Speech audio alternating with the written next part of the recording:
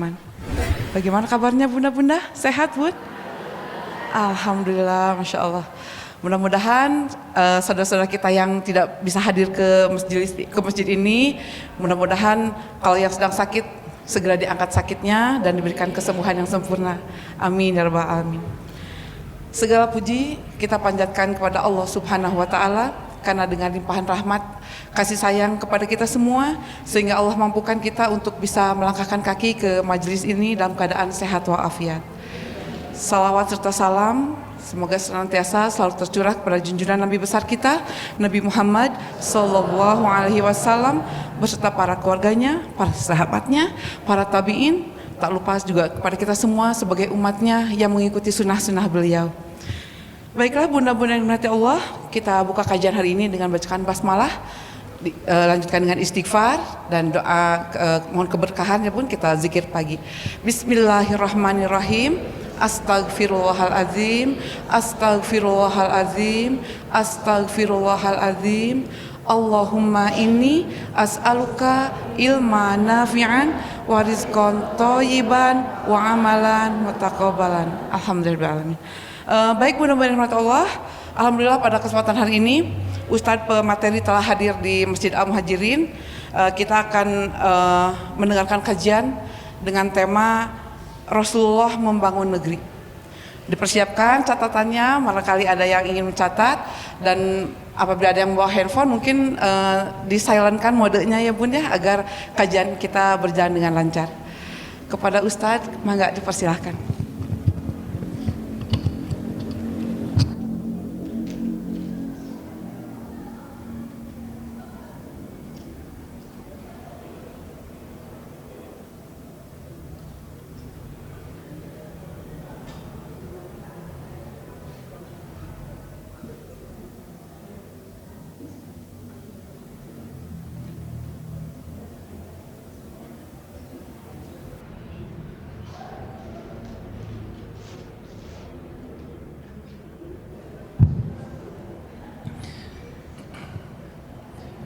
أعوذ بالله من الشيطان الرجيم بسم الله الرحمن الرحيم السلام عليكم ورحمة الله وبركاته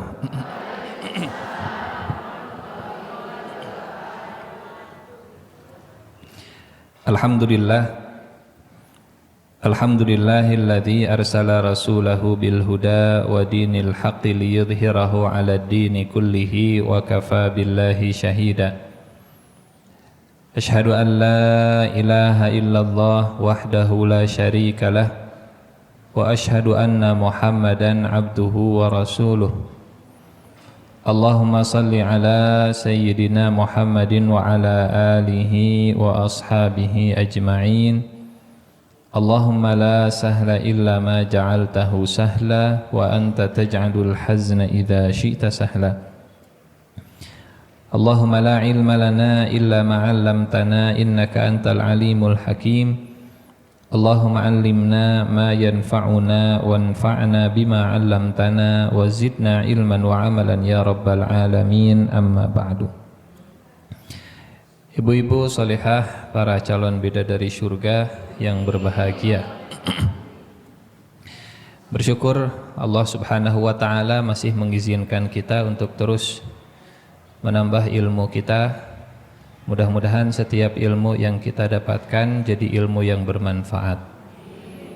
Bermanfaat menambah keimanan kita kepada Allah, bermanfaat menambah kecintaan kita kepada Rasulullah, bermanfaat ilmunya menjadi amal soleh yang diterima oleh Allah. Dan mudah-mudahan setiap ilmu yang kita dapatkan bisa jadi amal jariah, kita sampaikan lagi kepada yang lain. Balighu anni walau ayah, sampaikan dariku walaupun hanya satu ayat, walaupun baru satu pertemuan, sampaikan. Kalau giliran ditanya, iya maksudnya kumaha duka kitu pokokna mah kami tengartos sumping sasarengan gitu. Salawat dan salam senantiasa terlimpah curah kepada junjungan kita Nabi Muhammad sallallahu alaihi wasallam. Mudah-mudahan kita termasuk umatnya yang kelak mendapatkan syafaat di akhirat dipertemukan dengan beliau di surga Firdaus, dan mudah-mudahan Allah meridhai kita semua insyaallah. Amin ya rabbal alamin. Ibu-ibu salihah, di pertemuan sebelumnya pembahasan kita tema tentang hijrah Rasulullah sallallahu alaihi wasallam menuju ke kota Madinah. Dan tema kita hari ini, Rasulullah sallallahu alaihi wasallam membangun negeri. Negeri mana yang dimaksud? Negeri Madinah Al-Munawwarah. Dulu namanya Yathrib. Namanya Yathrib. Setelah hijrah Rasulullah sallallahu alaihi wasallam mengganti menjadi Madinah. Artinya Madinah itu kota. Artinya Munawwarah. Ada yang tahu Munawwarah?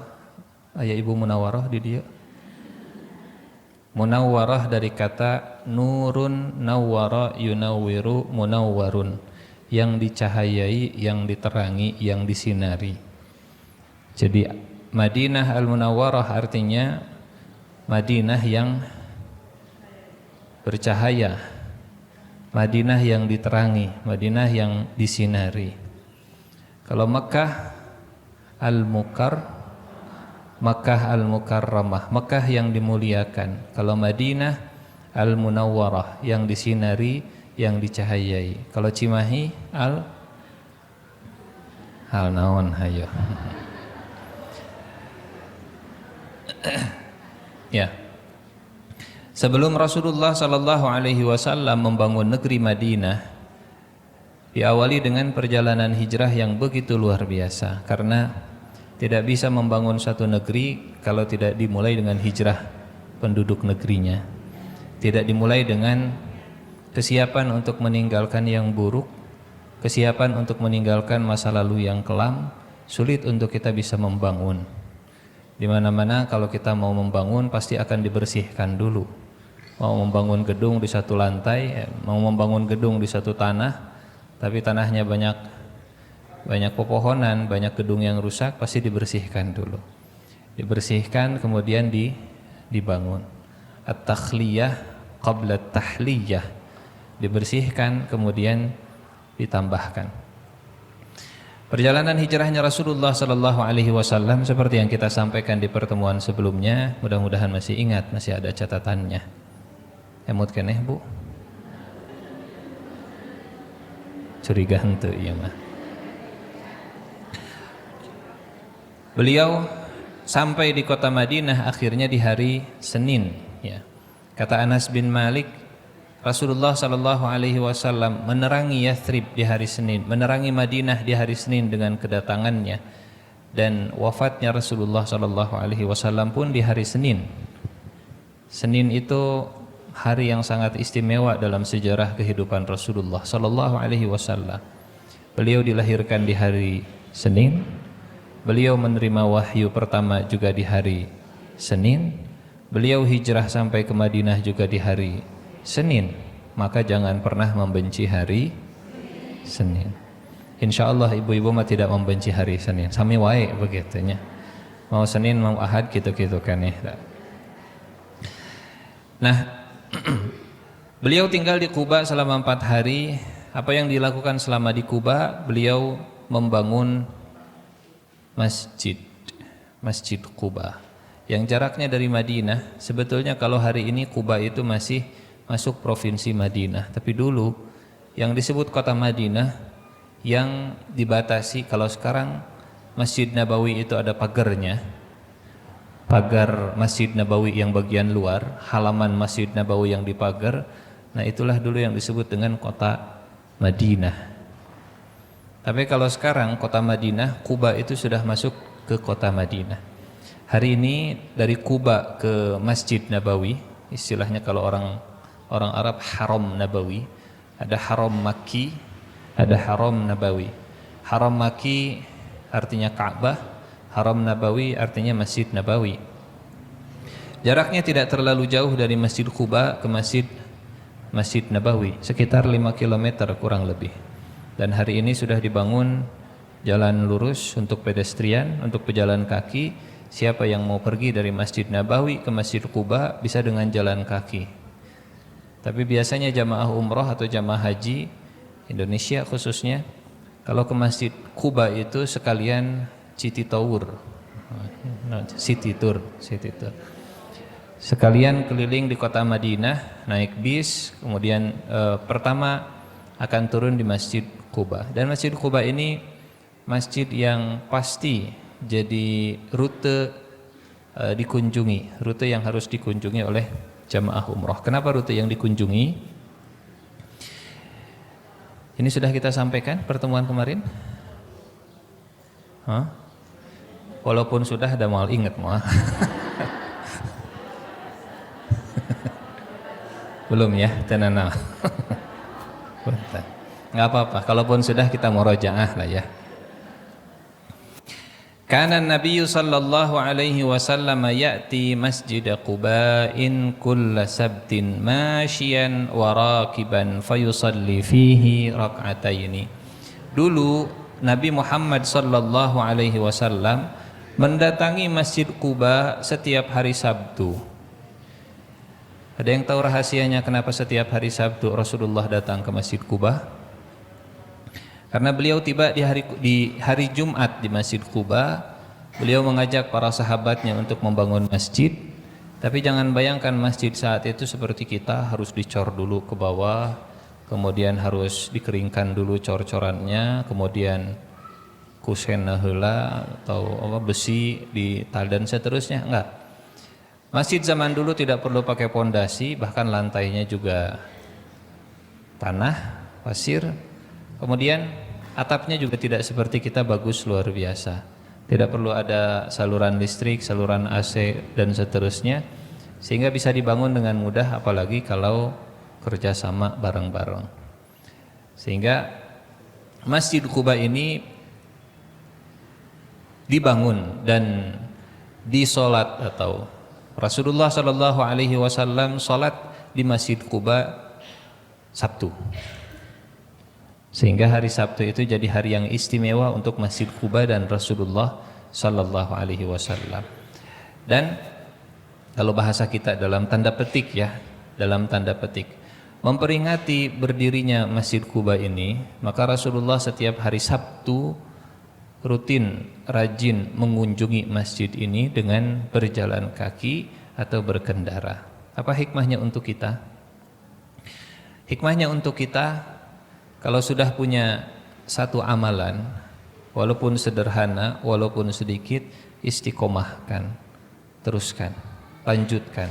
Jangan hanya euforia, rame di awal, semangat di awal, kemudian melempem. Ya. Karena Nabi sallallahu alaihi wasallam setiap hari Sabtu, kulla itu setiap, kulla sabtin, setiap hari Sabtu.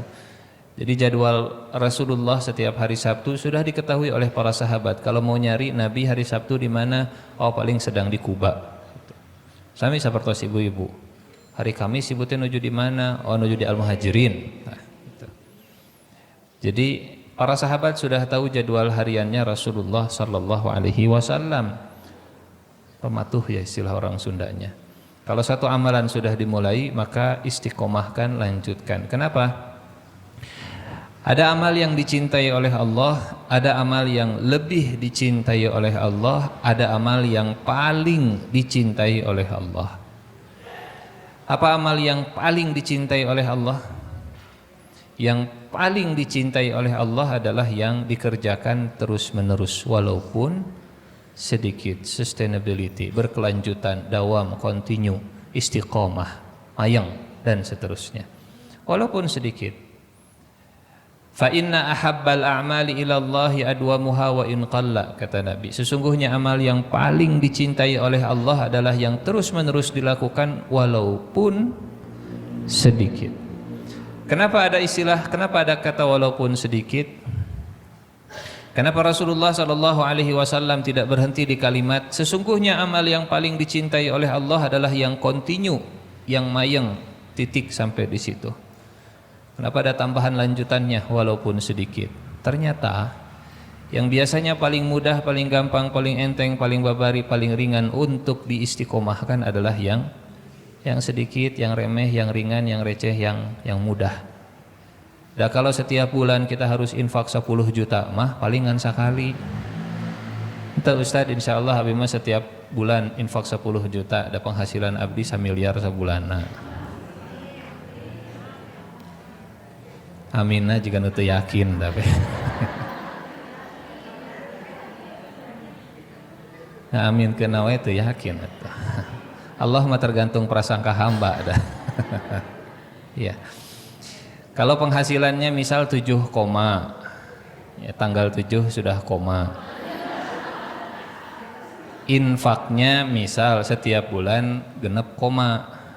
Nah, bisa insya Allah. Tapi bisa berapa kali? Bisa berapa kali? Allah mencintai amal yang dilakukan, apalagi kalau lillah dan benar mengikuti Rasulullah. Tapi yang paling dicintai adalah yang setiap. Nah, setiap Sabtu kalau kita ngaji, setiap Kamis, setiap waktu duha dia baca Quran, setiap subuh dia sholat sunnah, walaupun cuma sedikit, walaupun sholat cuma 2 rakaat, walaupun baca Al-Quran misalnya sebelum sholat 2 halaman, setelah sholat 2 halaman, shodaqallahul azim, tutup, mani sakedik ngaos teh tenan naon. Nanti sebelum sholat zuhur 2 halaman, shodaqallahul azim, tutup. Setelah sholat zuhur 2 halaman, shodaqallahul azim, tutup. Insya Allah 1 hari bisa 1 juz. Ibu punten, mana yang lebih baik? Khatam 30 juz 1 hari, tapi setelah itu 29 hari tengaos-ngaos. Nanti bulan depan tanggal 1 khataman deui. Setelah itu 29 hari tengaos-ngaos deui. Mana yang lebih baik dengan yang tiap hari tapi cuma 1 juz?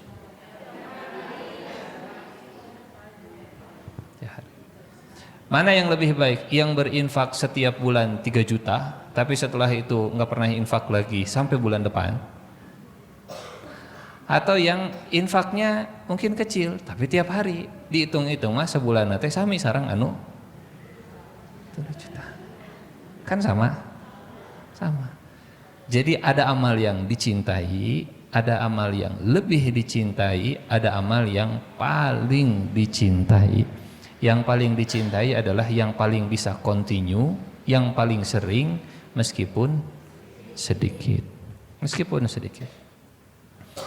Kana Nabi sallallahu alaihi wasallam ya'ti masjid Quba'in kulla sabtin masyian wa raqiban fayusalli fihi rak'atain. Kemudian Rasulullah sallallahu alaihi wasallam salat 2 rakaat di Masjid Quba. Padahal pahala salat di Masjid Nabawi juga besar. Salat di Masjid Nabawi itu kata Nabi sama dengan berapa kali? Kalau di Masjidil Haram 100.000 kali sholat di masjid yang lainnya. Kalau di Masjid Nabawi 1000 kali sholat di masjid yang lainnya. Tapi bukan untuk meninggalkan sholat setelah sholat di Masjidil Haram. Pak Ustadz kamari abdi tos umroh semingguan. Seminggu kali 5 35 dikali 100.000 3.500.000 lamun umur abdi teh 60 tahun. Oh dihitung berarti euna teu kudu sholat deui. Enggak. Justru untuk menambah kebaikan, menambah timbangan kita di akhirat. Kenapa Rasulullah sholat di Masjid Quba padahal di Masjid Nabawi lebih besar keagungannya, lebih besar keutamaannya? Ternyata ada keutamaan khusus sholat di Masjid Quba. Kata Nabi, man tatahhara fi baitihi, barang siapa yang bersuci di rumahnya, wudu di rumahnya. Oh Ustaz, da bumi abi mah di Cimahi teu di Madinah. Kudu wudu ti dieu gitu. Nah, di hotel. Kalau kita sedang umrah berarti bersucinya di hotel, di tempat tinggal kita di Madinah. Man tatahhara fi baitihi thumma ata Masjid Quba. Kemudian dalam keadaan wudu, dalam keadaan suci, dia datang ke Masjid Quba.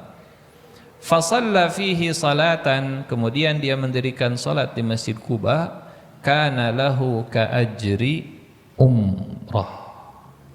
Dia mendapatkan pahala umrah. Ini istimewa. Ustaz, enaknya orang Madinah mah tiasa umrah walaupun tidak ke Masjidil Haram. Kita juga bisa kok. Ibu hoyong kenging pangala umroh kumaha carana? Nah, setelah selesai sholat subuh, i'tikaf, tunggu, jangan kemana-mana sambil berzikir, tunggu matahari terbit. Setelah itu tunggu beberapa menit, 5-10 menit, jangan langsung sholat saat matahari terbit. Tunggu sekitar 5 atau 10 menitan, lanjut dengan sholat 2 rakaat. Mau dikasih nama sholat syuruk, mangga. Mau disebut sholat duha yang disegerakan, mangga. Ganjarannya sama seperti umroh. Apa Ustad? Abdi teh gaduh artos, tapi hari terangkieu mah teu kudu umroh lah lebah.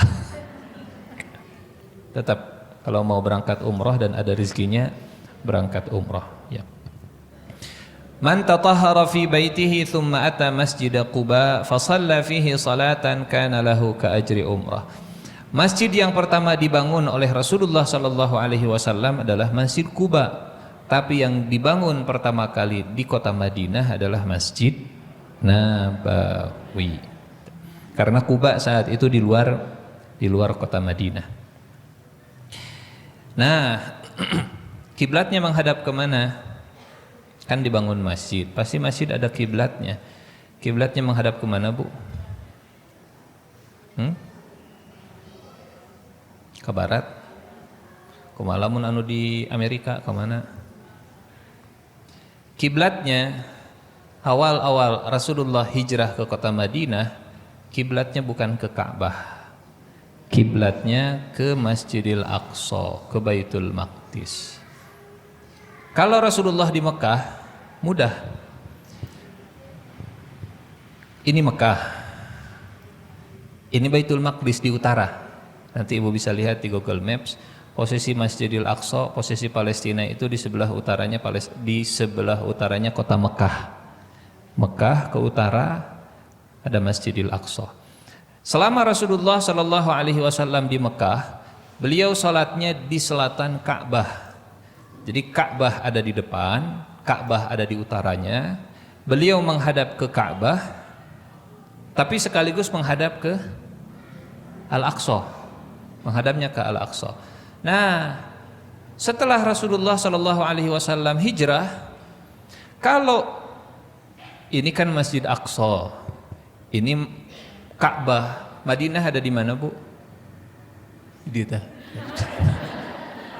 tengah-tengah, Makkah, Madinah, Palestina, Masjidil Haram, Masjid Nabawi, Masjidil Aqsa. Rasulullah waktu di Madinah posisinya itu di tengah-tengah. Kalau beliau salat menghadap ke Masjidil Aqsa, memunggungi Ka'bah ke utara, sementara Ka'bah ada di selatan.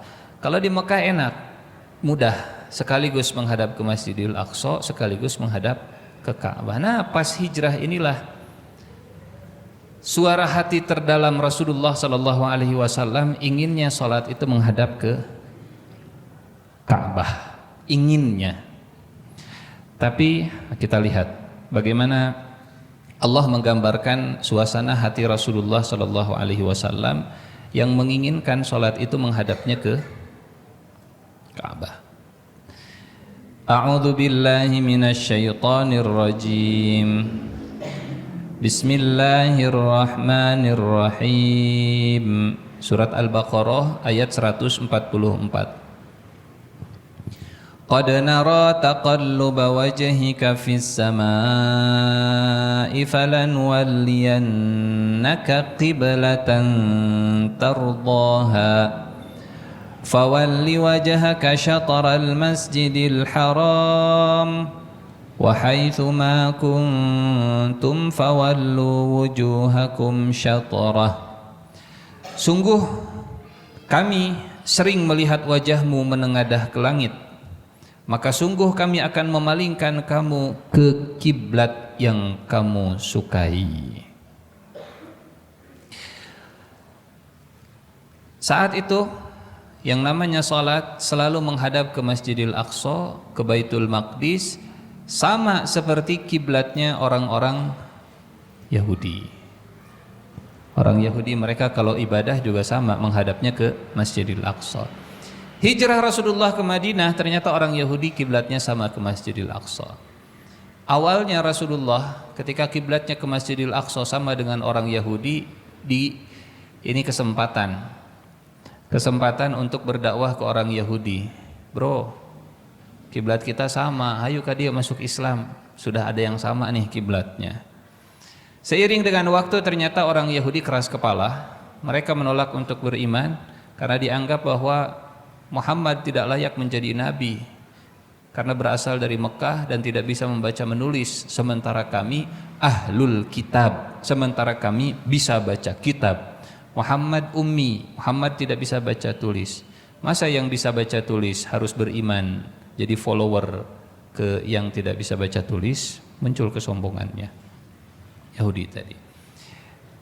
Setelah orang-orang Yahudi menolak untuk beriman, Rasulullah kemudian bolak-balik wajahnya ke langit, ya Allah, palingkanlah kiblat ke kota Mekah, rubahlah arah kiblat menuju ke Ka'bah. Nah, selama masa inilah yang diceritakan oleh siapa? Al-Barra bin Azib, kata beliau, kami salat bersama Rasulullah sallallahu alaihi wasallam menghadap ke Baitul Maqdis selama 16 atau 17 bulan. Maksudnya setelah Rasulullah hijrah ke Madinah. Karena sebelum hijrah ke Madinah juga sholatnya selalu menghadap ke Masjidil Aqsa. Al-Barra bin Azib cerita setelah hijrah 16 atau 17 bulan, berarti berapa tahun, Bu? 1 tahun 12 bulan. 16 dikurangi 12 4 bulan. 17 dikurangi 12 5 bulan, berarti sekitar 1 tahun 5 bulanan. Selama 1 tahun 5 bulan setelah Rasulullah sampai di kota Madinah, setiap sholat selalu menghadap ke Masjidil Aqsa, dan saat itu juga Rasulullah selalu berdoa, ya Rabb, palingkan arah kiblat ke Ka'bah, palingkan arah kiblat ke Ka'bah. Setelah 17 bulan turun ayat tadi, surat Al-Baqarah ayat 144, asbabun nuzulnya begini. Asbabun nuzulnya seperti tadi. Fawalli wajhaka syatral Masjidil Haram, maka palingkanlah wajahmu ke arah Ka'bah. Kemudian kata Allah, nanti orang-orang bodoh, maksudnya orang-orang Yahudi, nanti orang-orang bodoh bakal berkomentar, wahai Rasulullah. Mereka akan bicara, nanti kata Allah, nanti akan bicara setelah ayat ini turun, lihat. Mereka akan berkomentar, ma wallahum an qiblatihim allati kanu 'alaiha. Orang-orang yang kurang akalnya, di ayat 142. Orang-orang yang kurang akalnya di antara manusia akan berkata, apa yang memalingkan mereka umat Islam dari kiblatnya Baitul Maqdis yang dahulu mereka telah berkiblat kepadanya. Itu komentarnya orang-orang Yahudi yang padahal dulu barengan, padahal dulu samaan kiblatnya dengan kita, kok sekarang berubah kiblatnya? Allah menyebut kalau ada yang komentar seperti ini pasti bodoh, kurang akal. Ternyata benar. Mereka memang pengen disebut bodoh karena sudah ditakdirkan yang ngomong seperti itu, yang komentar seperti itu kurang akal, kata Allah. Qul lillahil masyriq wal maghrib yahdi man yasha'u ila siratim mustaqim.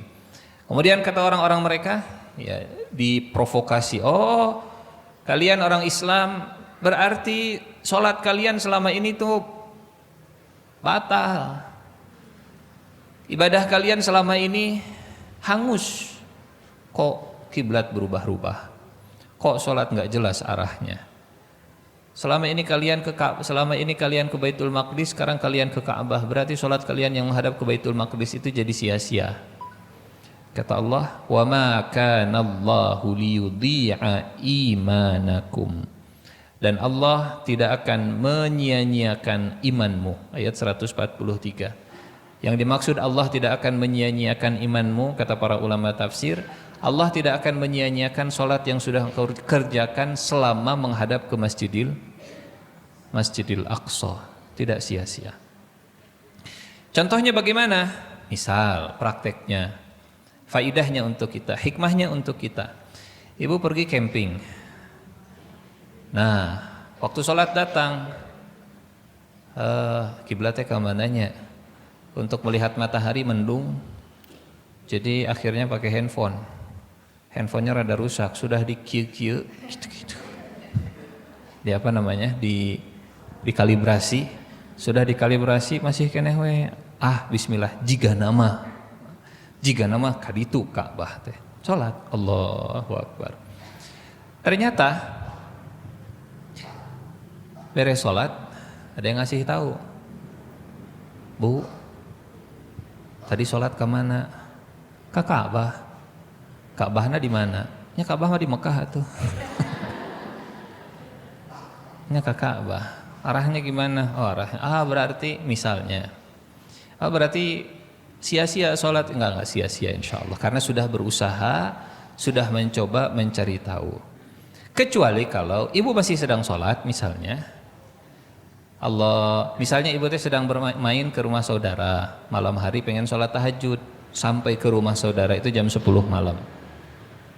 Malam hari pengen sholat tahajud, bingung itu kiblat ke mana? Karena di atas tidak ada arah kiblat begitu. Atau di hotel hungkul merenya. Handphone juga susah. Akhirnya bismillah, jika nama kadieu. Pas kita sholat malam jam 2, ternyata tuan rumah bangun. Ngasih tahu, Bu, punten, kiblat mas sanes kadinya ke kiri, ke arah pintu. Nah, kalau sedang sholat kemudian diberitahu arah kiblatnya yang benar kemana, maka saat itu juga harus berubah. Ternyata di arah pintu teh ada tuan rumah, ada. Betul. Dulu di zaman Rasulullah Sallallahu Alaihi Wasallam, setelah ayat tadi turun, setelah surat Al-Baqarah ayat 144 tadi turun, fawalli wajhaka syatral masjidil haram, arahkanlah wajahmu ke kiblat, ke kota Ka'bah, kota Mekah. Ayat ini kan turunnya di Madinah, turunnya ke Rasulullah Sallallahu Alaihi Wasallam. Sementara yang tinggal di luar kota Madinah, mereka belum tahu kalau kiblat sekarang sudah diperintahkan untuk berubah. Karena dulu belum ada WhatsApp. Kalau sekarang kan berudak, kiblat ayeuna ka Mekah berudak, ganti kiblat, ganti arah Ka'bah. Mungkin mudah, tinggal di broadcast, share di grup, nama WA grupnya sahabat Rasulullah. Waduh. Di situ ada Abu Bakar, ada Umar, ada Utsman dan seterusnya. Rasulullah terima wahyu, langsung Rasulullah broadcast. Mun ayeuna cigana gitu. Kalau sekarang. Tapi kan dulu tidak tahu. Yang di Madinah mereka sudah tahu kiblat sudah berubah, tadinya ke utara sekarang ke selatan. Sementara yang di luar kota Madinah mereka tidak tahu. Nah, ada kejadian. Sahabat yang tinggal di luar kota Madinah sedang sholat asar. Sedang sholat asar 2 rakaat pertama mereka sedang menghadap ke Masjid Al-Aqsa karena mereka belum tahu, belum ada ilmunya. Pas rakaat yang ketiga ada yang datang ngasih tahu, penduduk Madinah, Rasulullah sudah memerintahkan kiblat sekarang berubah ke arah Ka'bah. Di sholat yang sama 2 rakaat menghadap ke Masjidil Aqsa, 2 rakaat terakhir menghadap ke Masjidil Haram. Masjid itu hari ini disebut dengan Masjid Kiblatain, Masjid Kiblatain, Masjid 2 kiblat. Sebetulnya Masjid Nabawi juga Masjid 2 kiblat. Sebetulnya Masjid Kuba juga Masjid 2 kiblat. Cuma tidak pernah kejadian pas lagi sholat satu kiblat ke sana, satu kiblat ke sana gitu. Dan di Masjid Nabawi dulu kiblat pertama kan ke Masjidil Aqsa 17 bulan teh. 17 bulan berikut setelah 17 bulan kiblatnya ke Masjidil Haram. Cuma turunnya ayat perintah untuk mengubah arah kiblat itu tidak turun pas sedang sholat. Nah, yang sedang sholat itu di Masjid Kiblatain hari ini. Sebagian ada yang anu mana Ustadz Masjid Kiblatain teh? Kita doakan mudah-mudahan yang belum pernah ke tanah suci mudah-mudahan ada rezekinya umroh insyaallah. Amin. Insyaallah kita umroh bareng MT Humairah sama-sama. Amin ya rabbal alamin. Satu pesawat semuanya insyaallah ya. Insyaallah saya lagi keajakan itu. Amin ya rabbal alamin. Ini kiblat pertama umat Islam. Nah, Bu, Kan Rasulullah sampai di kota Madinah, disambut oleh penduduk Madinah, dikawal kedatangan Rasulullah Shallallahu Alaihi Wasallam. Semuanya menawarkan, ya Rasulullah tinggal di rumah kami, ya Rasulullah tinggal di rumah kami, keluarga kami siap penjamu, berapapun kau tinggal, berapa lama engkau tinggal, kami siap menjaga, kami siap membela, kami siap memberikan harta nyawa dan seterusnya. Semua rumah, semua keluarga hoyong katamuan ku Rasulullah, ingin dikunjungi, ingin ditempati oleh Rasulullah Shallallahu Alaihi Wasallam. Semuanya rebutan narik tali ontaknya Rasulullah. Ya Rasulullah sini, kata Nabi, da'uha, biarkan onta saya, fa innaha ma'murah, onta saya sudah diperintahkan oleh Allah berhenti di tempat yang sudah ditakdirkan. Da'uha, biarkan. Kalau nggak dibiarkan pasti bakal ditarik, diseret ke sana ke sini. Kata Rasulullah, biarkan. Jadi sudah otomatis ya. Kalau sekarang kan mobil sudah baru bisa gitunya. Lagi di jalan setel otomatis, dia begitu. Mobilnya sudah autopilot. Nah, orang zaman dulu mah sudah biasa autopilot Ontanya sudah bisa jalan sendiri, kudanya sudah bisa jalan sendiri begitu. Nah, kata Rasulullah, da'uha fa innaha ma'murah, biarkan, onta saya sudah diperintahkan oleh Allah. Sampai akhirnya onta Rasulullah itu berhenti di tanah milik 2 orang anak yatim. Ontanya duduk, kemudian Rasulullah bertanya, ini tanah milik siapa? Ini tanah milik 2 anak yatim ya Rasulullah. Mana anak yatim dan mana walinya? Datang walinya, kemudian ditanya oleh Nabi, maukah engkau menjual tanah ini? Kata anak tadi, kata walinya, ya Rasulullah, kami tidak akan menjualnya, tapi kami akan memberikannya. Kata Nabi, saya akan membeli tanah ini dan akan membangun masjid di sini. Ya Rasulullah, apalagi kalau untuk kau gunakan untuk membangun masjid, kami akan serahkan. Kata Nabi, lah bisaman, enggak. Pakai uang. Berapa harganya? Singkat cerita, akhirnya harganya diberikan sekitar 100 dinar. Rasulullah memberikan harga rumah tadi untuk anak yatim. Istilah sekarang apa? Tukar guling gitu ya. Rumahnya, tanahnya jadi masjid, kemudian tanah anak yatim tadi dipindahkan ke tanah yang lain. Nah, di tempat inilah Rasulullah Shallallahu Alaihi Wasallam kemudian membangun masjid. Jadi saat Rasulullah membangun negeri, yang pertama kali dibangun adalah masjid. Membangun masjid, membangun negeri. Abu Bakar As-Siddiq, beliau punya kata-kata yang istimewa, kata-kata yang bagus. Kata Abu Bakar begini, kalau masjid diramaikan, maka pasar di sekitarnya juga akan menjadi ramai. Tapi kalau hanya pasar yang diramaikan, maka masjid akan sepi dan pasar nanti bakal mati. Itu bahasanya Abu Bakar As-Siddiq. Bahasa lainnya begini, siapa yang mengejar akhirat, insya Allah dunia akan dapat. Siapa yang mengejar dunia, akhirat tidak dapat, dan dunia juga ya seadanya saja yang Allah berikan. Kalau pasar representasi dari dunia, kalau masjid representasi gambaran dari akhirat. Siapa yang mengejar akhirat, dunia insya Allah dapat. Siapa yang mengejar dunia, akhirat nggak dapat, dunia juga dapat sekadarnya. Maka kalau masjid ini ramai, itu lihat, di luar masjid juga ikut ramai. Lihat, kalau di rest area yang masjidnya ramai, toko-tokonya juga insya Allah terbawa ramai. Lihat lokasi yang kalau masjidnya itu hidup, insya Allah toko, mall di sekitarnya juga akan terbawa hidup. Kenapa? Karena kalau orang datang ke masjid, masjid itu setiap hari dikunjungi minimal berapa kali?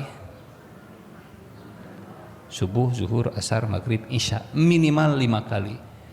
Tapi orang berkunjung ke pasar mungkin sesuai kebutuhannya saja. Ada butuh saya datang, nggak butuh saya ya sudah. Kau mau ayana mata kudu ka pasar di dieu tah, ieu pasar sadayana. Ini pasar semuanya Bu sekarang. Cet. Alhamdulillah Pak Ustadz, istri abi mah ayeuna tara ngakmol deui. Alhamdulillah. Ngan eta tiap hari paket.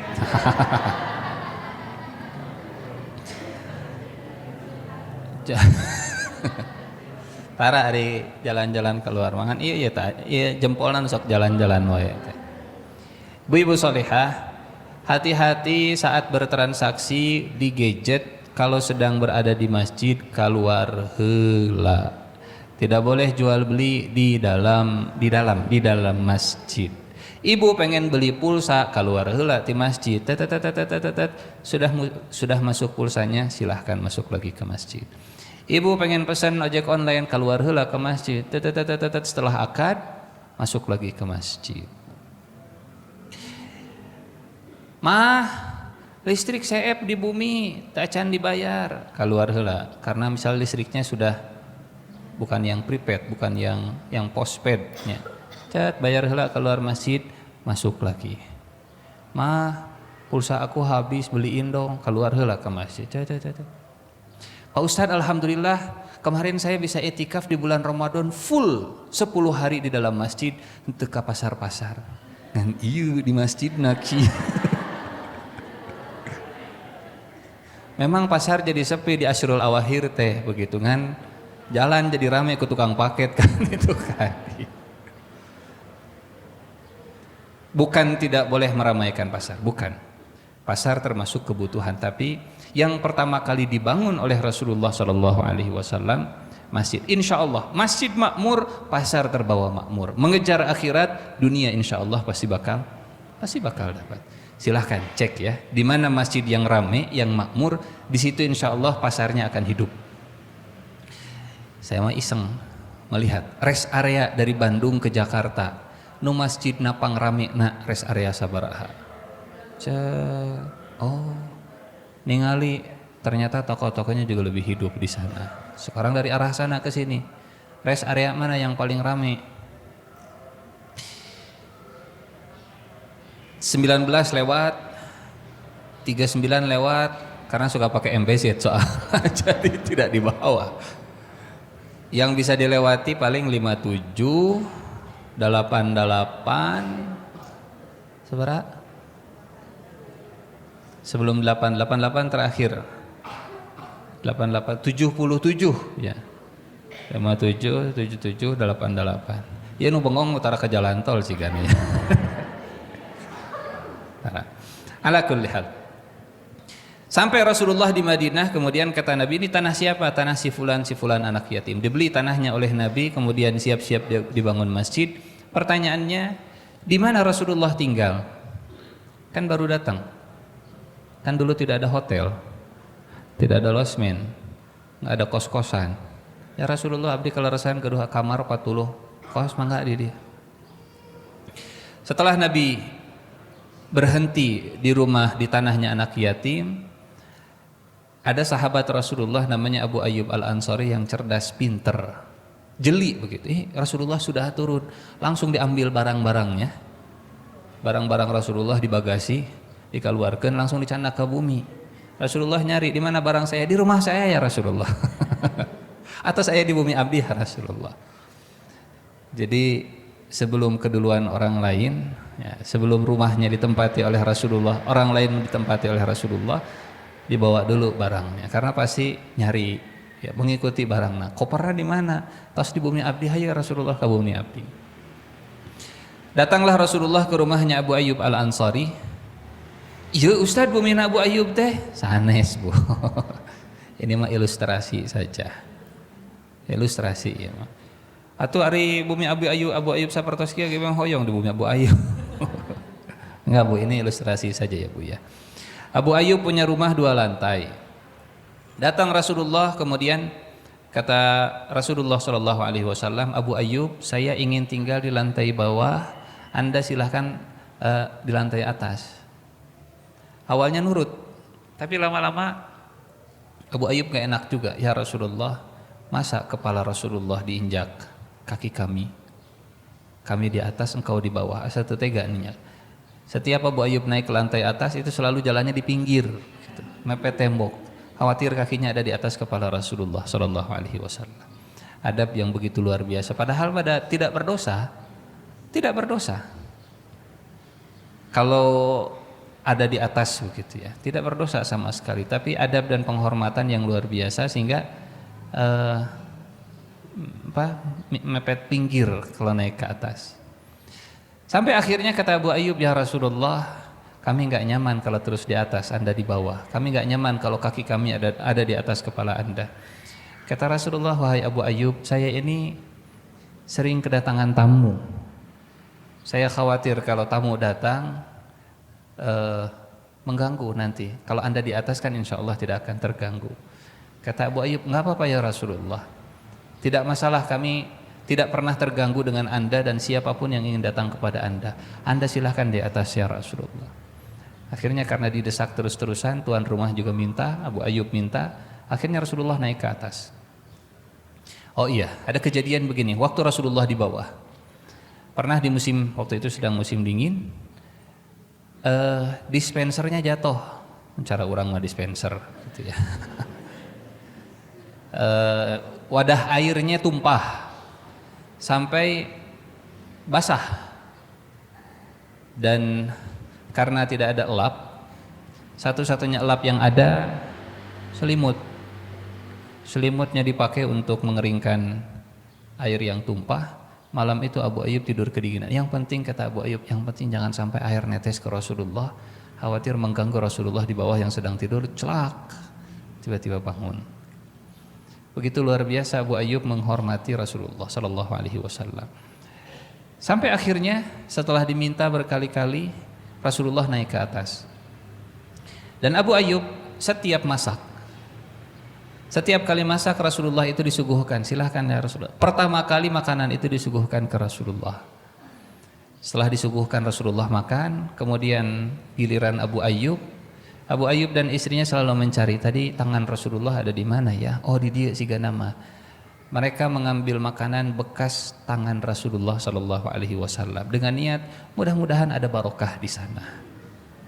Tabarukan dengan bekas Rasulullah Sallallahu Alaihi Wasallam. Satu hari makanan yang disuguhkan untuk Nabi nggak disentuh. Pas dilihat Abu Ayyub, dicari begitu, mana bekas tangannya Rasulullah, diputar, nggak ada, makanannya masih utuh, nggak dicicipi sama sekali. Kagetlah Abu Ayyub, ya Rasulullah, saya suguhkan makanan biasanya setelah engkau makan, kami makan bekas makananmu ya Rasulullah supaya kami dapat barokah. Tapi kali ini saya tidak menemukan jejaknya, nggak ada bekasnya ya Rasulullah, jari-jarimu. Kata Rasulullah, iya, di makanan itu ada bau bawang dan saya tidak mau makan makanan yang bikin mulut bau, karena saya banyak ana rajulun unaja, kata Nabi. Saya ini laki-laki yang banyak berbicara dengan jarak dekat. Ada orang curhat ke Rasulullah, ada malaikat Jibril ngomong dekat, kadang Rasulullah berdoa kepada Allah, saya enggak mau mulutnya dalam keadaan bau sementara orang ngomongnya dekat. Amma antum fakuluh, adapun Anda wahai Abu Ayyub, Ummu Ayyub, silahkan makan. Ini bukan haram. Cuman Rasulullah tidak mau mulutnya bau dalam keadaan orang membutuhkan Nabi, orang ngobrol sama Rasulullah Shallallahu Alaihi Wasallam. Akhirnya ada yang menyimpulkan makan bawang itu makruh katanya. Ustaz lamun pate mah henteu kan nya. Mun jengkol ge henteu. Jadi cara menghilangkan bau pete itu dengan cara makan jengkol. Dan cara menghilangkan bau jengkol dengan makan pete. Gitu. Iya, menghilangkan bau mulut termasuk sunnah Rasulullah Sallallahu Alaihi Wasallam. Tapi bukan berarti haram makan bawang, haram makan pete, haram makan jengkol. Rupa Ustaz kumaha da abi mah resep kana duren, mangkaning bau duren mah lumayan. Rada nyegak. Nah, bukan tidak bolehnya, tapi menjaga bau mulutnya. Menjaga bau mulut itu termasuk sunnah Rasulullah Sallallahu Alaihi Wasallam. Dan itu dihafal betul oleh istri Nabi. Tahu, istri Nabi itu tahu kalau Rasulullah itu paling nggak suka Kalau ada yang bilang mulutnya bau, paling nggak suka. Setiap Rasulullah bicara, itu pasti wangi, selalu menggoda. Selanjutnya, taha korban iklan hongkol. Korban iklan hongkol. Sampai istri Rasulullah tahu, dan itu pernah di apa ya, dalam tanda petik ya, dimanfaatkan oleh istri Rasulullah Sallallahu Alaihi Wasallam. Dimanfaatkan bagaimana? Nabi punya istri namanya Zainab binti Jahash. Zainab binti Jahash ini kalau didatangi oleh Rasulullah Sallallahu Alaihi Wasallam selalu menyuguhkan madu yang paling enak, karena Nabi suka makanan yang manis-manis. Nabi suka yang manis-manis. Siti Aisyah cemburu. Kenapa Rasulullah sering-sering banget, sering-sering ting Rasulullah teh kawina Zainab, aya naon di rumah Zainab. Cari, oh itu ternyata rahasianya. Ternyata di rumah Zainab Rasulullah suka minum madu. Memang madu naon sih? Oh madu itu ya, Rasulullah suka minuman yang manis. Siti Aisyah akhirnya kerjasama dengan Hafsah. Ada apa? Gimana caranya ya supaya Rasulullah nggak datang ke rumahnya Siti Zainab terus? Nyanya, hayo we ke rumah Siti Zainab. Kumahanya? Kieu we kieu. Ada cerita ini Bu, ada cerita ini. Bahkan cerita ini sampai jadi asbabun nuzul turunnya ayat Al-Quran. Jadi rumah tangga Nabi rumah tangga manusia, bukan rumah tangga malaikat. Namanya wanita, ya ada rasa cemburu dan seterusnya. Harus gitunya punya. Kata Siti Aisyah begini, ini Siti Aisyah itu cerdas, pintar. Kalau Rasulullah pulang dari rumah Siti Zainab binti Jahash, datang ke kamar saya, datang ke rumah saya nanti bakal bilang, ya Rasulullah, asyummu minka raihatal maghafir. Ya Rasulullah, mulutmu bau maghafir ya Rasulullah. Maghafir itu ya makanan yang baunya nggak enak lah. Asyummu minka raihatal maghafir. Nanti kalau Rasulullah menjawab, saya nggak makan maghafir, saya cuman minum madu, saya akan jawab, mungkin lebahnya makan buah maghafir. Jadi madunya bau maghafir. Nanti kalau Rasulullah datang ke rumahmu, Hafsah bilang jawaban yang sama ya, biar kita kompakkan. Oke, sip, deal. Nah, pacantel cingir. Nah, mencara orang. Sip. Datanglah Rasulullah dari rumah Siti Zainab ke rumah Siti Aisyah. Pas datang, assalamualaikum, waalaikumsalam. Asyummu minka raihatal maghafir. Kata Nabi, saya tidak makan maghafir. Kata Siti Aisyah, mungkin lebahnya makan maghafir, jadi madunya bau maghafir. Rasulullah tersenyum. Ya sudah, kalau begitu saya tidak akan lagi makan madu. Saya nggak akan lagi minum madu. Takut mulutnya jadi bau. Gitu. Datang ke rumah Siti Hafsah. Assalamualaikum, waalaikumsalam. Bau ya Rasulullah. Bau apa? Bau maghafir. Rasulullah tersenyum. Ya sudah, kalau memang bau, padahal nggak makan madu, nggak makan maghafir, cuman makan madu. Kata Hafsah, iya mungkin lebahnya makan buah maghafir, jadi madunya juga bau maghafir. Gitu. Ya sudah, saya tidak akan lagi makan madu, saya nggak akan lagi minum madu, saya haramkan untuk minum madu. Yes. Mission accomplished. Berhasil menjauhkan Rasulullah dari madu supaya tidak sering-sering datang ke madu. Baik madu yang asli ataupun madu yang asli. Gitu. Tapi ternyata yang dilakukan Rasulullah Sallallahu Alaihi Wasallam ini ditegur oleh Allah.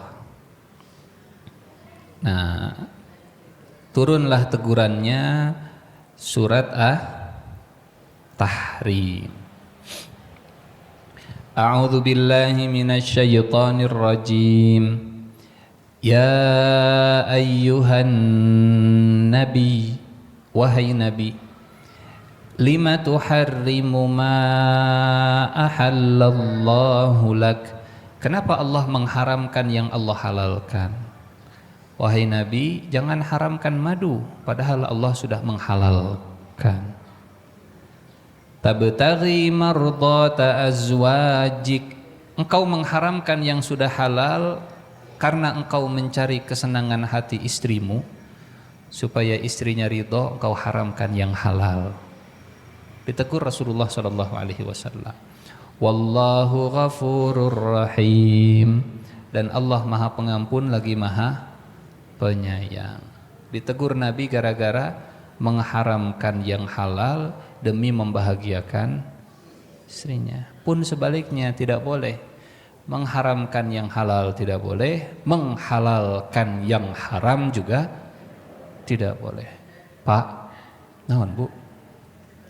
Ari anak buah bapak sabaraha gajina? Gajina nya macam-macam, nya nupang luhurna. Jadi bawah bapak pastina sabaraha? Nya kan ari bapak mah 15 koma. Bapak mah 15 koma, nya anak buah bapak mah ya aya nu 10 koma, aya nu 11 koma di bawah. Oh. Nah, ari anak buah bapak mah terus gaduh bumi, bapak mah acan. Nah, hari anak buah bapak mah terus mobil, 3 mobil nage. Bapak mah acan, hiji mobil-mobilan. Nah, hari anak buah bapak mah terus gaduh motor sadayana, hari bapak mah acan masih keneh kana online wae. Atuh Pak, kudu. Ya tenang Bu. Akhirnya karena ingin menyenangkan hati istrinya, yang haram di kantornya dihalalkan. Lima tuharrimu ma ahallallahu lak, sama hukumnya lima tuhallilu ma harramallahu alaik. Mengharamkan yang halal sama seperti menghalalkan yang haram. Ibu punten, jangan punten ya bahasanya kalau terlalu kasar. Jangan membuat pasangan kita menghalalkan yang haram karena pasangan ingin menyenangkan hati istrinya. Sekali deui. Jangan sampai naon tadi teh. Jangan sampai membuat pasangan menghalalkan yang haram demi menyenangkan hati istrinya. Atau sebaliknya. Sebaliknya contohnya siga kumaha Bu? Nah, senyumnya sudah kebaca. Sama begitu ya. Lima tuharrimu ma ahallallahu lak tabtaghi mardata azwajik wallahu ghafurur rahim. Salah satu sebab atau asbabun nuzulnya karena punten aja di kadieu. Asbabun nuzulnya gara-gara tadi mulut bau gitu. Disebut mulut bau akhirnya Rasulullah mengharamkan. Pak, bau naon? Bau pete. Nya tenan naon. Bapak akan mengharamkan pete demi bahagian ibu. Saat Rasulullah di rumah Abu Ayyub Al-Ansari, akhirnya setelah Abu Ayyub tahu Rasulullah tidak mau makan yang ada bawangnya, Abu Ayyub cari menu yang tanpa bawang.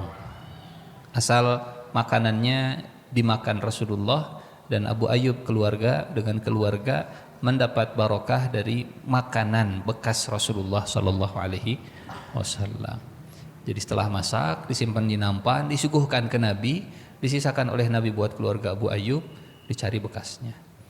Apa hikmahnya?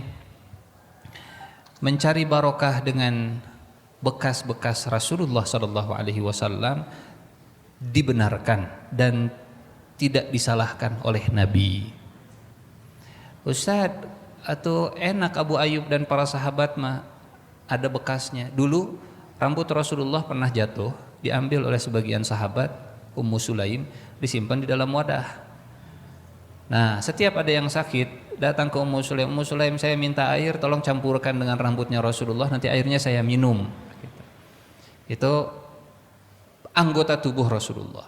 Kan kita jadi bertanya-tanya, nya enak atunya para sahabat, hari kita makan gak kebagian. Kita masih punya bagiannya. Kalau tidak dengan tubuhnya, dengan ajarannya. dengan ajarannya, dengan sunnah-sunnahnya, dengan perintah Rasulullah, ajakan Rasulullah, anjuran Rasulullah. Siapa yang mengamalkan sunnah Nabi, mengikuti ajaran Nabi, insya Allah dapat barokahnya juga. Dapat barokahnya juga. Nah, setelah di rumah Abu Ayyub Al-Ansari Rasulullah tinggal, kemudian beliau membangun masjid. Beliau mengumpulkan para sahabat, mengumpulkan orang-orang Madinah. Beliau berkhutbah, beliau berceramah, beliau berorasi, beliau menyampaikan apa istilah sekarang? Orasi kepemimpinan, begitu. Visi dan misi Rasulullah sebagai pemimpin di kota Madinah. Apa sih yang mau dibangun oleh Rasulullah di negeri Madinah? Apa sih visi dan misinya, program kerjanya Rasulullah Shallallahu Alaihi Wasallam? Bagaimana Rasulullah membangun negeri Madinah?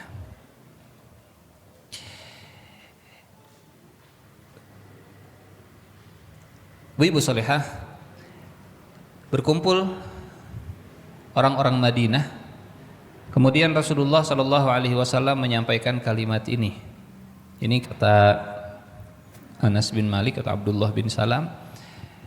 Kalimat pertama yang disampaikan oleh Nabi saat tiba di kota Madinah. Bu, ini bisa dilihat sebagai ceramah agama. Ya, kalimat ini Rasulullah sedang berceramah, bisa. Ini juga bisa dilihat Rasulullah sedang menyampaikan visi misi memimpin negeri, bisa. Rasulullah sedang memperbaiki kondisi Madinah dengan hadis ini, bisa. Karena hadis ini maknanya dalam luar biasa. Maknanya luar biasa. Orang kumpul, kemudian kata Nabi, "Ya ayyuhan nas, afshus salam wa at'imut ta'am wasilul arham wasallu wan nasu niyam tadkhulunal jannata bisalam." Ya ayyuhan nas. Apa artinya ayyuhan nas? Nah, ayyuhan nas kalau kata orang gede bage, aya iuh aya panas. Ya ayyuhan nas, wahai sekalian manusia. Bu, kenapa Rasulullah tidak memanggil ya ayyuhalladzina amanu? Kenapa Rasulullah tidak memanggil ya ayyuhal muhajirin? Kenapa Rasulullah tidak manggil ya ayyuhal ansar? Kenapa Rasulullah tidak manggil ya ayyuhal muslimun? Kenapa panggilannya ya ayyuhan nas? Kira-kira kenapa, Bu? Karena yang ada di depan Rasulullah sallallahu alaihi wasallam beragam. Muslim ada, Yahudi juga ada, yang musyrik juga ada, orang muhajirin juga ada, orang ansor juga ada. Maka yang disapa semuanya, bukan golongan per golongan, tapi semuanya. Ya ayyuhan nas. Apa artinya? Kalau orang sudah jadi pemimpin, maka dia jadi pemimpin untuk semuanya, bukan pemimpin untuk satu golongan saja.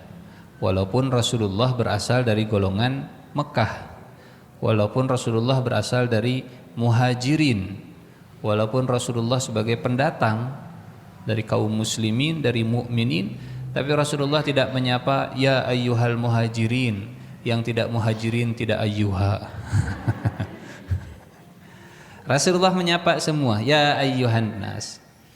Mungkin kita berasal dari golongan A, golongan B, golongan C, golongan D, tapi saat diberikan amanah untuk memimpin banyak orang, maka kita harus jadi pemimpin untuk semua golongan. Di Indonesia mayoritas Muslim, tapi ada Kristennya juga, ada Hindunya juga, ada Budanya juga. Dia jadi pemimpin Muslim, Muslim jadi pemimpin. Karena yang dipimpinnya itu Muslim, Kristen dan macam-macam. Ya, dia harus memimpin semuanya, bukan hanya pemimpin umat Islam saja. Itu makna ya ayyuhan nas. Seolah kalau dia sudah jadi pemimpin, dia lepas semua baju yang sebelumnya. Saya adalah pemimpin untuk semua, bukan lagi pemimpin untuk golongan saya, walaupun saya berasal dari golongan ini. Kalau bahasa sekarang kumaha Bu? Mun bahasa ayeuna mah kieu. Ibu ti partai A, ibu ti partai B, ibu ti partai C. Ternyata yang dapat amanah untuk memimpin ibu yang dari partai Z. Misalnya, ibu yang dari partai Z ketika memimpin, dia memimpin bukan hanya untuk partainya saja, tapi dia sudah jadi pemimpin untuk semua yang berasal dari partai yang berbeda-beda. Gitu hikmahna. Ya ayyuhan nas. Sehingga Rasulullah tidak hanya mementingkan golongan muhajirin mentang-mentang dari muhajirin. Sehingga Rasulullah tidak hanya memanggil orang muslim saja mentang-mentang beliau adalah pemimpin umat Islam, yang bukan muslim tidak disapa, tidak merasa terpimpin. Beliau memimpin semuanya. Ya ayyuhan nas. Ya ayyuhan nas afsyus salam. Tebarkanlah salam. Apa artinya salam? Selamat. Teh Bang masakeun, siap. Bu, naon heula nu dilebatkeun? Sok lebatkeun heula bawangna, lebatkeun bawang. Terus kasih apa lagi? Kasih bawang putih, bawang merah. Terus kasih apa lagi? Kasih salam. Assalamualaikum warahmatullahi. Tama salam cereh beda ya gitu. Salam bisa bermakna sapaan. Assalamualaikum warahmatullahi wabarakatuh. Salam bisa bermakna juga perdamaian. Makna salam, makna afsyus salam bisa bermakna menebarkan salam, bisa bermakna menebarkan perdamaian. Apa artinya? Program kerja Rasulullah dalam membangun negeri Madinah yang pertama, beliau menjadi pemimpin untuk semua, ya ayyuhan nas. Yang kedua, beliau ingin semuanya menebarkan perdamaian, afsyus salam. Karena tidak akan terbangun negeri kalau tidak terbangun perdamaian, dan Rasulullah tidak mau menjadi sebab kerusuhan sebagai pemimpin di negeri Madinah. Ayyuhan nas afsyus salam, tebarkanlah salam, tebarkanlah perdamaian. Bu, apa bedanya selamat pagi dengan assalamualaikum? Bedanya kalau kita menyapa dengan waktu, pagi, pagi Pak, pagi Bu, siang. Kita hanya bercerita tentang waktu saat ini. Tapi kalau kita mengucapkan salam, bukan hanya menyapa, tapi memberikan doa. Pagi, pagi, tidak ada unsur doanya. Siang, siang. Tapi dengan Assalamualaikum warahmatullahi wabarakatuh, kita menyapa sambil kita memberi doa, sambil kita mendoakan. Semoga Allah memberikan kepadamu keselamatan. Assalamualaikum. Semoga Allah memberikan kasih sayangnya. Warahmatullah. Semoga Allah menurunkan keberkahan. Wabarakatuh. Selamat, kasih sayang, dan keberkahan. Masalahnya kita cuma terbiasa mendoakan keselamatan. Sok, kalau ibu ketemu dengan teman, pernah enggak? Ibu, assalamualaikum warahmatullahi wabarakatuh. Masuk tara Bu? Jarang. Jarang. Termasuk sunnah yang rasanya belum terbiasa kita lakukan. Kapan kita mengucapkan salam dengan lengkap? Kalau acara-acara formal seperti ini, kalau sedang kajian, assalamualaikum warahmatullahi wabarakatuh, baru lengkap begitu. Padahal dalam setiap tambahan doa ada tambahan pahala. Nabi sedang duduk, datang satu orang, assalamualaikum, waalaikumsalam, kata Nabi 10. Datang orang kedua, assalamualaikum warahmatullahi, waalaikumsalam warahmatullahi, 20. Assalamualaikum warahmatullahi wabarakatuh, waalaikumsalam warahmatullahi wabarakatuh, 30. Menyapa dapat pahala. Menyapa, kita mendoakan, kita juga ikut didoakan. Assalamualaikum warahmatullahi, tebar salam, tebar doa. Apa hubungannya dengan perdamaian?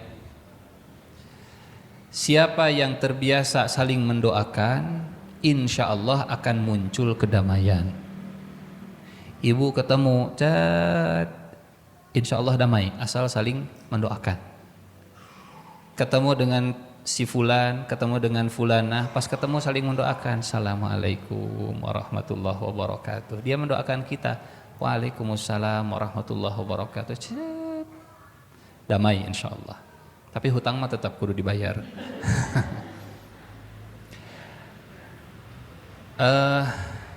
Ya. Ada hadis begini. Kalian tidak akan masuk surga sampai kalian beriman.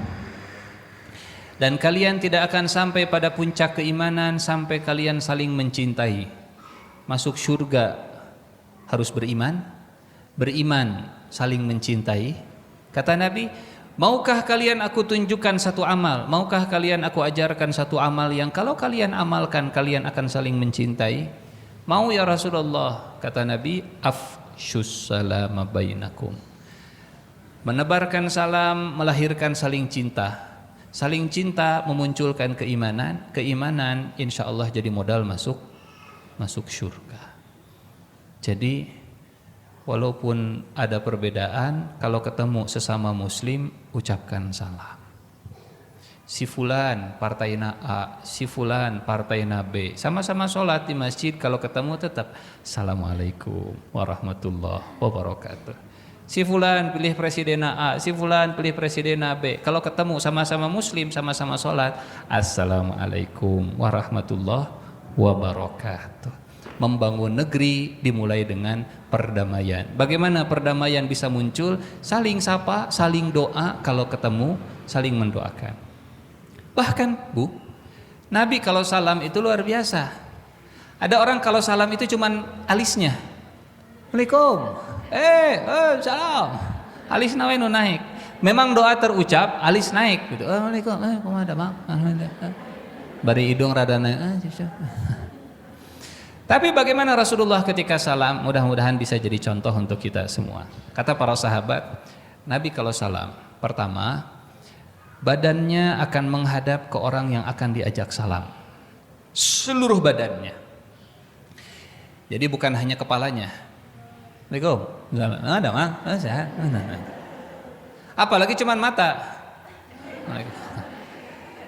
Tidak hanya mata, tidak cukup kepala, tapi seluruh badan menghadap yang akan diajak salam. Yang kedua, beliau yang mengulurkan tangan pertama kali.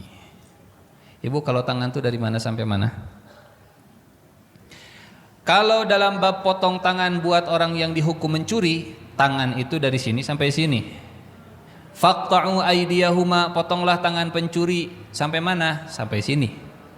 Kalau dalam bab wudu sampai siku. Maka basuhlah tangan kalian ketika berwudu sampai siku.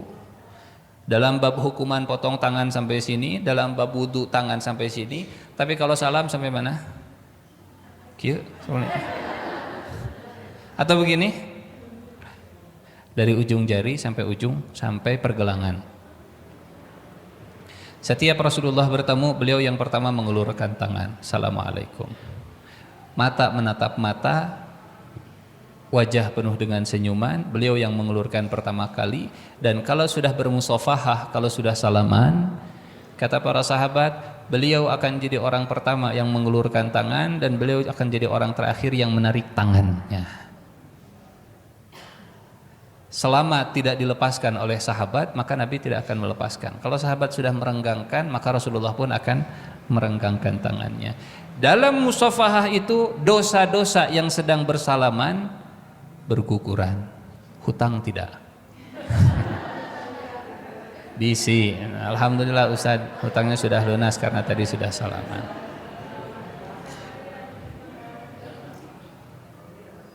Iya, Ustaz abis nuju kuhul kata tangga, dosa kan nyesok salaman. Pas salaman kieu, Assalamualaikum. Tong nambihan dosa, Bu. Ini salam sunnah ala Rasulullah SAW, profesional dalam mengucapkan salam. ya minimal mengucapkan salam dengan lisan juga sudah bagus. Apalagi dengan wajah yang ceria, senyuman, syukur-syukur bisa seperti tadi sampai musafahah, mu'anaqah dan seterusnya. Insya Allah kita lanjutkan di pertemuan berikutnya tentang masih tema yang sama ya, karena sebentar lagi azan maghrib. Membangun negeri part yang kedua insya Allah pertemuan berikutnya. Saya kembalikan ke moderator kalau ada diskusi tanya jawab. Assalamualaikum warahmatullahi wabarakatuh. Alhamdulillahirrahmanirrahim, kami haturkan jazakallahu khairan katsiran atas ilmunya yang Masya Allah. Kita bertambah kembali ilmu mengenai kemuliaannya Rasulullah ya Bun ya. Semoga kita bisa meneladani beliau dan semakin mencontoh apa-apa yang diperbuat oleh beliau. Insya Allah, amin ya Allah. Baik bunda-bunda, bagi yang ingin bertanya boleh diacungkan tangannya. Oke, satu lagi, dua ya Bu ya. Alhamdulillah, bismillahirrahmanirrahim. Assalamualaikum warahmatullahi wabarakatuh. Waalaikumsalam warahmatullahi wabarakatuh. Saya pernah belajar sirah nabawiyah itu. Jadi mohon dikoreksi kalau saya ada yang kelirunya.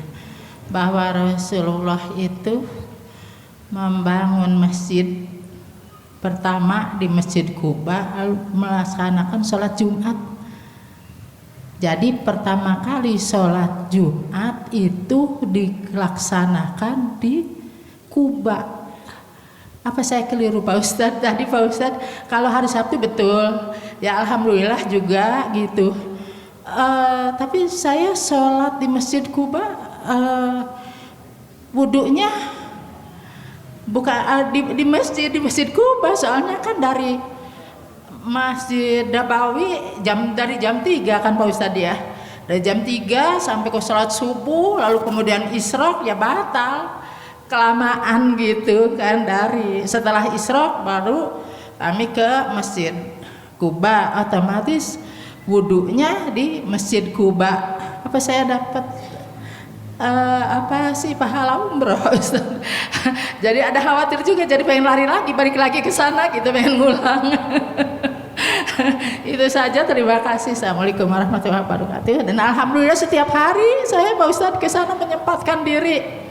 Ya karena kan dekat ya, murah gitu, pakai angkot gitu kan, murah sekali itu dari Nabawi ke sana itu, jadi bolak-balik aja gitu setiap hari. Terima kasih. Assalamualaikum warahmatullahi wabarakatuh. Waalaikumsalam warahmatullahi wabarakatuh. Biasanya sebagian travel sebelum ngajak city tour itu berangkat setelah sarapan. Jadi ada kesempatan begitu ya, ada kesempatan jamaah setelah dari masjid sholat isyraq, pulang ke hotel, sarapan dulu. Nah sebelum keluar dari hotel sambil nunggu bis, ada kesempatan di hotel untuk wudu. Tapi kalaupun setelah naik bis jalan dalam keadaan berwudu, pas mau sampai batal, keluar angin macam-macam, kembung dan seterusnya, ya piraku kudu uih deui ka hotel demi wudu, kemudian sholat di sana. Pada akhirnya bukan hanya wudu di hotel, semua amal soleh yang sudah kita niatkan, kemudian ada uzur di tengah jalan, kita lanjutkan di tengah jalan amal soleh tadi, Allah akan tetap mencatat amal sesuai dengan niat tadi. Kita niat mau sholat tahajud nanti malam, siangnya sudah tidur genep jam 3 jam lah misalnya, setelah zuhur sampai asar kita tidur. Kemudian malamnya kita sudah banyak istighfar supaya tidak berat mata untuk bangun. Makan malamnya juga sedikit, pasang alarmnya juga semua HP dinyalain, dan setiap 5 menit pasang alarm. Dari jam 12 kita pasang alarm, padahal sholat tahajud nama jam 4 misalnya. Ternyata tetap we bangun nama pas azan subuh keneh. Usaha sudah dilakukan, niat sudah dipancangkan, kemudian persiapan juga sudah mantap, tapi hasilnya ternyata seperti tadi. Ada amalan yang kalau sudah kita niatkan, sudah kita usahakan, ternyata ada uzur, insya Allah pahalanya masih tetap didapatkan. Jadi keinginannya sih wudhu itu di hotel, tapi ada kendala, ada uzur ini dan itu. Akhirnya harus wudhu lagi di mana? Harus wudhu lagi di Masjid Quba misalnya. Insya Allah masih tetap dapat pahala, masih tetap dapat pahala umroh. Apalagi kita ke Quba itu pasti sudah umroh, sudah umroh yang tawaf, sudah umroh yang sa'i. Jadi insya Allah pahala umrohnya bisa berkali-kali. Dan kita di Indonesia juga masih tetap bisa dapat pahala umrohnya setiap hari setelah selesai sholat isyraq begitu. Jadi tadi sudah selesai sholat isyraq sudah dapat pahala umroh. Berangkat lagi ke Kuba dapat lagi pahala umroh. Berkali-kali kita dapat pahala umroh. Nah, terkait tentang sholat Jumat pertama Rasulullah SAW ini jadi ya biasa dalam riwayat sirah itu akan ada tarik ulur pendapat begitu ya. Pertama, saya mengambil pendapat di mana Rasulullah tiba di Kuba itu hari Jumatnya.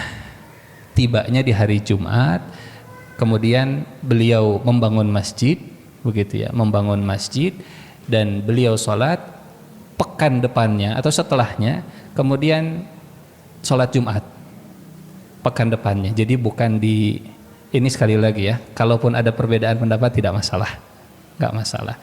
Tapi yang jelas Rasulullah sholat Jumat pertama kali itu bukan di Masjid Haram. Sholat Jumat pertama kali itu di kota Madinah. Sholat Jumat pertama kali itu beliau setelah hijrah. Kenapa? Karena kalau sholat Jumatnya di Mekah tidak kondusif. Kenapa tidak kondusif? Kalau umat Islam berkumpul di Mekah untuk ibadah di depan Ka'bah sama seperti nantang orang-orang musyrik Mekah. Kalian demonstrasi sholat di depan kami, padahal kalian musuh kami, dibubarkan dan seterusnya. Sehingga nggak kondusif untuk sholat Jumat. Tapi kalau berkumpul bersama para sahabat itu biasa terjadi. Di mana? Bukan di masjid. Di rumahnya Arqam bin Abil Arqam. Hari kumpul nama biasa, kumpul untuk pengajian mah biasa. Tapi kumpul untuk sholat, kumpul untuk ibadah, baru ada sholat Jumat itu di setelah Rasulullah SAW hijrah ke Madinah. Seperti itu mungkin. Wallahu a'lam bissawab. Enggak kalau ada. Oke. Bismillahirrahmanirrahim. Assalamualaikum warahmatullahi wabarakatuh. Pak Ustadz, mengenai salam yang ingin saya tanyakan, apakah kita sebagai akhwat bila bertemu ikhwan, apakah seharusnya kita duluan yang memberikan salam atau menunggu akhwan itu yang memberikan salam? Apalagi kan kalau dengan senyuman otomatis kan takutnya jadi salah sangka. Betul. Assalamualaikum warahmatullahi wabarakatuh. Waalaikumsalam warahmatullahi wabarakatuh. Iya. Tadi perlu digarisbawahi, hatur nuhun diingatkan bahwa Rasulullah mengucapkan salam dengan profesional seperti tadi itu di depan para sahabatnya. Adapun kalau mengucapkan salam ke lawan jenis yang sendirian dikhawatirkan terjadi fitnah, maka kok mau beri salaman kieu mah begitu kan ulah. Tidak boleh. Apalagi dengan senyuman dan seterusnya. Memulai salam itu sunnah, menjawab salam itu wajib. Kalau memulai salam yang hukumnya sunnah menimbulkan fitnah yang hukumnya haram, maka meninggalkan yang sunnah supaya tidak terjadi yang haram itu lebih utama daripada sunnah dikerjakan tapi jadi fitnah. Contoh misalnya begini, Ibu, apa hukumnya mencium hajar aswad? Wajib atau sunnah? Sunnah. Apa hukumnya kalau mencium hajar aswad bari nyikut batur? Allahu Akbar, kita berjihad untuk mencium hajat. Misal, nyiumnya dapat pahala sunnah, nyikutnya dosa zolim. Pilih mana? Dapat pahala sunnah tapi menzolimi orang lain, atau tidak dapat pahala sunnah tapi tidak zolim ke orang lain? Ini namanya fikih aulawiyat atau fikih prioritas. Fikih prioritas itu gunanya untuk membanding-banding. Kalau dengan sunnah jadi madorot, mengerjakan yang sunnah malah jadi misal begini, Ustadz kan sholat berjamaah itu bagus ya, bagus. Tapi kalau sholat berjamaah ini laki-laki lain, kemudian saya sendirian di musola sepi berduaan. Nah, sholat berjamaah memang bagus. Tapi kalau berjamaah berduaan dengan laki-laki asing di musolangan ayat duaan, nah itu bisa jadi fitnah nantinya. Mengucapkan salam sunnah. Senyum lebar ketika salam sunnah. Tapi kalau sunnah jadi modus, amar ma'ruf nahi mungkar itu wajib. Tapi kalau amar ma'ruf nahi mungkar jadi modus, uhti bangun, sepertiga malam Allah sudah memanggil, mari kita tahajud sama-sama. Ngajak untuk berbuat baik, bagus tidak?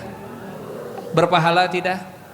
Tapi kalau itu jadi jalan modus, nah jadi kalau kata ulama usul fikih begini, dar'ul mafasidi muqaddamun ala jalbil masalihi.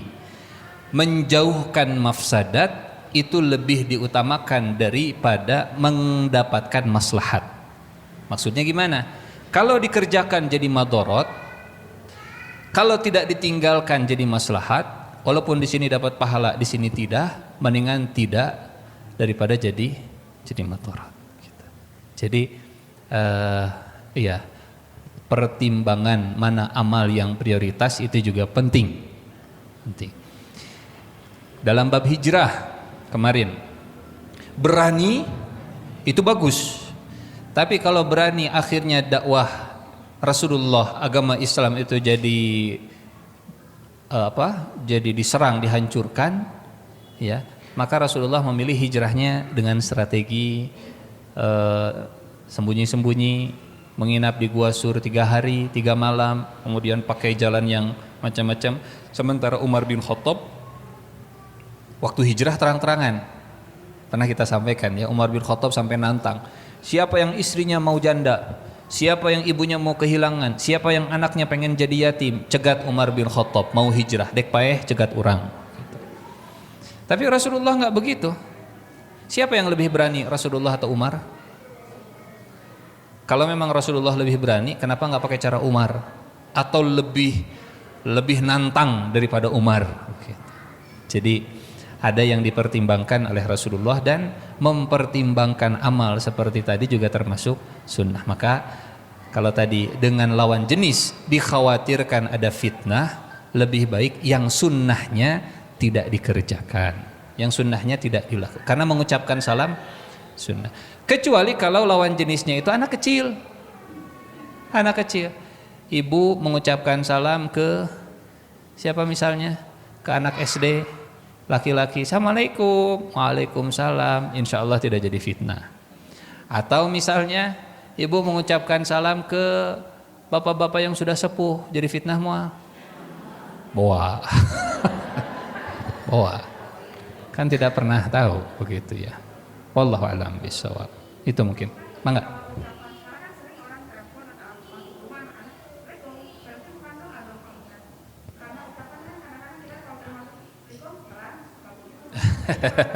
Iya, yang namanya doa, sekali lagi kata Rasulullah sallallahu alaihi wasallam, Allah tidak akan mengijabah doa seseorang kalau hatinya itu lalai. Masalahnya bukan kita tidak mengucapkan salamnya, tapi penghayatan terhadap salamnya itu bagaimana? Salat ada doanya, duduk di antara dua sujud, Rabbi fili warhamni wajbuni warzuqni warfa'ni wahdini wa'afini wa'afni, Allahu Akbar. Ibu tahu artinya doa itu apa? Kalau tahu itu luar biasa.